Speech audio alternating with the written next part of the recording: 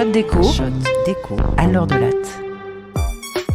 Dans ce nouvel épisode, je voudrais vous expliquer la tribune publiée le 9 avril dernier dans le journal Le Monde par un petit collectif dont je fais partie. Nous sommes une bande de profs de sciences politiques, d'économie et de droit qui réfléchissons ensemble à l'avenir de l'Europe.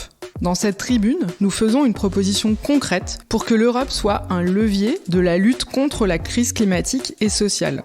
Après quelques éléments de contexte, nous détaillons notre proposition basée sur 3 piliers. Le langage était un peu techno, c'était pour le monde, alors je me suis permise de traduire les idées dans un langage disons un peu plus accessible. Pas folichon non plus, ne vous attendez pas à vous bidonner, on est prof de fac quand même. Alors voilà. Premièrement, évidemment, la guerre en Ukraine met cruellement en lumière notre dépendance énergétique. Depuis le début de la guerre, l'Union européenne a importé 39 milliards d'euros d'énergie fossile de la Russie.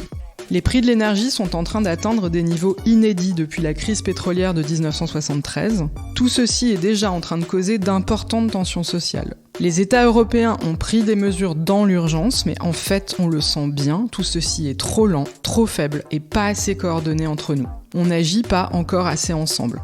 Pourtant, on pourrait mettre fin aux importations de gaz et de pétrole russe et soutenir le pouvoir d'achat des ménages. Pourtant, on pourrait se donner une trajectoire de décarbonation de notre activité économique et soutenir le pouvoir d'achat des ménages.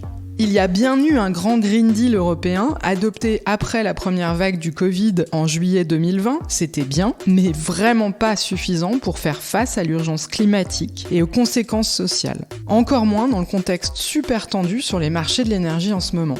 On doit et on peut agir plus fort. Voilà ce qu'on vous propose de faire. On ressort des cartons. Un projet de traité porté par Jacques Delors autour des enjeux de la transition énergétique. Pour le dire simplement, nous proposons que ce traité soit articulé autour de 3 piliers. Premier pilier, on investit massivement. Les moyens du grand Green Deal sont totalement insuffisants. Pour décarboner nos économies, nous devons casser notre dépendance aux énergies fossiles. Et pour cela, il faut isoler les bâtiments publics et les logements, électrifier la production industrielle et agricole, développer les transports, le train, le fluvial. Nous devons atteindre 100% d'énergie renouvelable. On estime qu'il faut des investissements verts supplémentaires de 1,5 à 2% du PIB européen chaque année. Et ça, ce sont les chiffres de la Commission européenne. Deuxième pilier, la transition professionnelle et sociale. Toute cette transition énergétique va évidemment affecter des millions de travailleurs dans l'automobile, dans les transports maritimes et aériens, dans l'extraction et le raffinage des énergies fossiles, dans la logistique. On avait eu un peu le même enjeu dans les années 50 au moment du premier traité européen qui s'appelait la CECA. Et alors, on avait mis un volet de soutien à la transition professionnelle pour les travailleurs affectés. Et bien là, il faut faire la même chose aujourd'hui. Et en plus, il faut prévoir un fonds de soutien aux classes moyennes et populaires pour supporter les variations de prix de l'énergie qui vont avoir lieu pendant la transition. Enfin, troisième pilier, de nouvelles recettes générées par un impôt juste. Et là, normalement, vous me voyez venir. La crise Covid a coûté cher, ça n'est pas grand-chose à côté de ce qui nous attend dans les 3 prochaines décennies, à base de grosses catastrophes climatiques. Eh bien, c'est au niveau européen et pas national qu'on va trouver les moyens de financer. D'une part, on doit avoir une capacité permanente d'emprunter. Aujourd'hui, c'est encore chaque État, chaque pays qui emprunte de son côté. D'autre part, on doit pouvoir lever des impôts ensemble. Il faut un impôt européen sur les grandes fortunes. Un impôt sur les patrimoines supérieurs à 2 millions d'euros rapporterait 1% à 1,5% du PIB européen. Vous vous souvenez ? C'est à peu près ce qu'il nous faut pour financer la transition.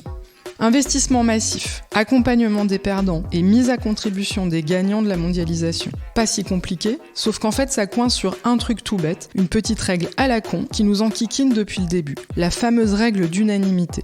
Sur toute question fiscale en Europe, c'est-à-dire sur toute question d'impôt, soit tout le monde est OK, soit on obtient R. J'essaye d'être la plus limpide possible sur ce petit point parce que c'est vraiment là que ça coince l'Europe. Il y a aujourd'hui plusieurs propositions pour passer à une règle à la majorité. Nous en avons proposé une avec ce petit collectif, il y en a d'autres.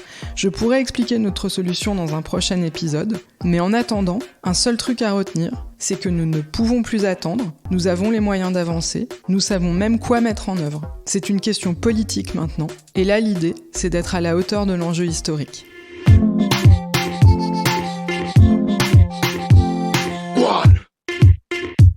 C'était un podcast de l'université Paris-Dauphine, PSL.